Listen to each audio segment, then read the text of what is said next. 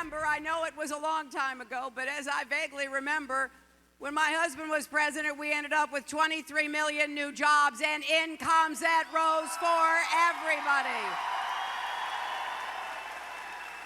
That's an important fact because we don't want incomes just to rise for some. We want them to rise for everybody, not just people at the top. And when Bill was president, that is what happened. Hillary touting her husband's legacy as she campaigns in Kentucky ahead of next Tuesday's primary. Now, she lost last night in West Virginia, and these comments she made in March, they sure couldn't have helped her. I'm the only candidate which has a policy about how to bring economic opportunity using clean, renewable energy as the key into coal country, because we're going to put a lot of coal miners and coal companies out of business. Now, what, if anything, can we take away from last night? Andrew, the math is the math. Unless Sanders gets more than 2/3 of the remaining votes for the remaining primaries, she's got this thing locked up. But she can't close them. You know what? I would be careful taking too many lessons away from West Virginia from yesterday. She got something like 80% of the vote over Obama in 2008 in West Virginia, and she lost by 20 points last night. Because of that, you think? Honestly, I think that didn't help. But I think there's an aspect of West Virginia that ties into Obama and Obama's background, and Clinton is connected to Obama now. And I think a lot of this last night was a referendum on Barack Obama in West Virginia, and the deck stacked against him there. List your reasons why. Richard, though, it doesn't seem that Sanders has fully gotten the memo that this thing's over, okay? And he'll go quietly into the good night. In that, a lot of people expected, and he tempered his tone for a while, and then it went back up. Now there's word that they're going to still go on the floor of the convention in Philadelphia and talk to some of the superdelegates about maybe change their minds. I saw an interview with his campaign manager who said, we still believe we can beat her. We got a path to beating her from now to then. The rhetoric that he's saying about her certainly hasn't been tempered. Usually they rally around the flag a little bit around now. For Bernie, it's in the long run going to help Hillary. For him to be able to motivate I'm not so sure she'd agree with you.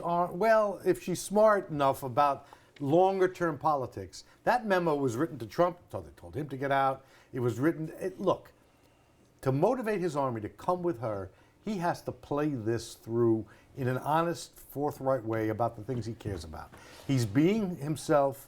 He will be more credible when it comes time for him to say to those folks, you've got to be there in November. It's not bad for the Democratic Party, and it's not bad for him. Okay, but it has resulted, Scott, in some pivoting from Hillary that's obviously people have seen her go more leftward, but her recent position or change of heart on health care and revisiting the idea of a single-payer system. I'm not getting into the merits of if it's good or it's bad. She staked out her position on this. She certainly has got bona fides that it was Hillary care, the first time around before that failed.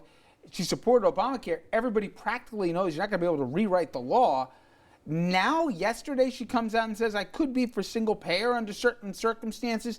It's got a whiff of desperation to me. Well, although she was supporting it before, she wasn't supporting it before, now she is supporting it. Why bring it up is my point. Well, but she's arguing in the debates that she really wasn't for the Sanders approach of and what he's done and what he's doing, he's trying to take over a portion of the Democratic Party. I mean, he wants a platform and he wants a piece of this convention to require her to do these things. Remember, she's no more she is much a chameleon as Donald Trump. That's what makes this so interesting. They'll change when they have to change. Not as radically, though. I mean, she didn't come out in favor of single payer. She opened herself to the idea of expanding Medicaid through age 50 or having Medicare. Medicare being starting at age 50, which is, I mean, it's a little bit of a nod to the Sanders left on that, but it's not. I think it's more than a little. Want these folks to change their positions? Well, don't we ask Andrew Cuomo to change his position? He did. Richard, my question to you is, do you think that she promoted that idea of expanding Medicare to 50 and above in reaction to Sanders, or do you think that's been a position that she's had all along? Of course, both.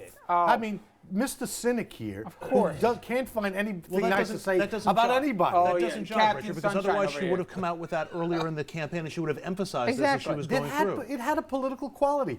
In politics, when you're need to persuade people, you'll modify your position. So then why It's not didn't she come out in favor of that She earlier in the didn't race? take 180 degrees. She's talked about expanding Medicare. What's the problem Why didn't she talk here? about it in January? Why didn't she talk about it in February? Because it wasn't politically ripe yet.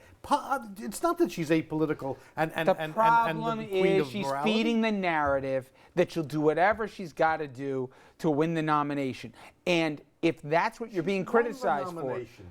she hasn't won it yet, according to your good friend Bernie. All right? Now, I get to a second point, Andrew, which is if you believe at least the leaks coming out of Justice, or at least the leaks supposedly attributed to Justice, there's no there at the end of the day for the email investigation. There'll be no indictments here. And in fact, if somebody saw the Times, apparently it was more common practice than we were led to believe by people from both political parties. Doesn't make it right.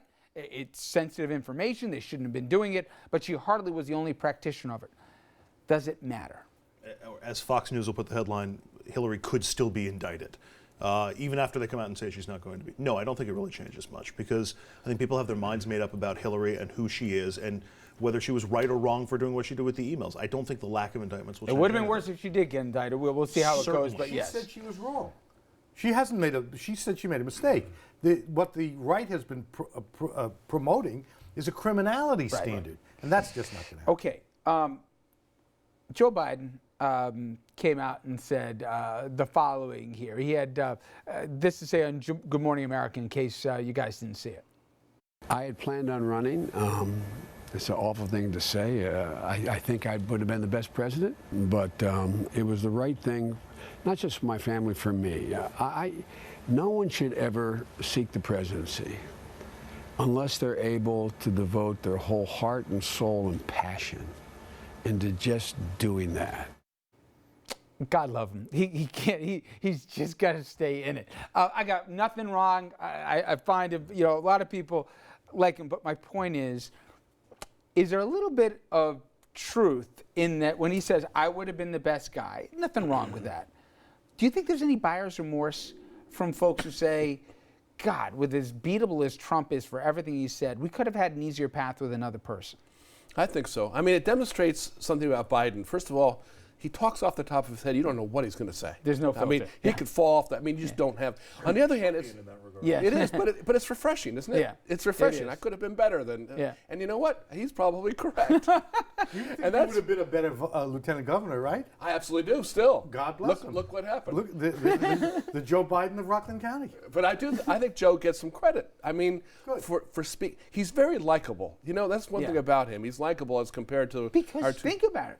He came across as the authentic guy before that became the new thing. Do you think Democrats said, somebody else, we would have had an easier road to go here? You gotta put a name behind it. I mean, Biden would How have about had him? Biden would have had a harder time in the primary process than I think he's willing to admit. And he's got a history, and yes, he would have come across as refreshing, but it's a real load to carry when you're going through the primary process. Elizabeth Warren might be one of those other names that the Democrats might I don't think so line up either. behind, but I don't think she has the stomach to make the run, and I don't think she's regretting not running. After that, you got to name somebody, because there's nobody who's really got the cachet who I think could have broken through. Biden brings this heavy load of being a third term for Obama. They're trying to paint Hillary with that wrongly, but for Biden, it would have been a very tough primary season. But are there any other Democrats who you could see breaking through and perhaps giving Hillary a run for her money? Martin O'Malley. Yeah, yeah. He should have I considered hate running. to say it, I thought he was going to do better than he did. But anyway, that for another night here. Okay, coming up next. Everything surrounding the Supreme Court is supremely political. Nixon, Donald Trump, things get even more interesting.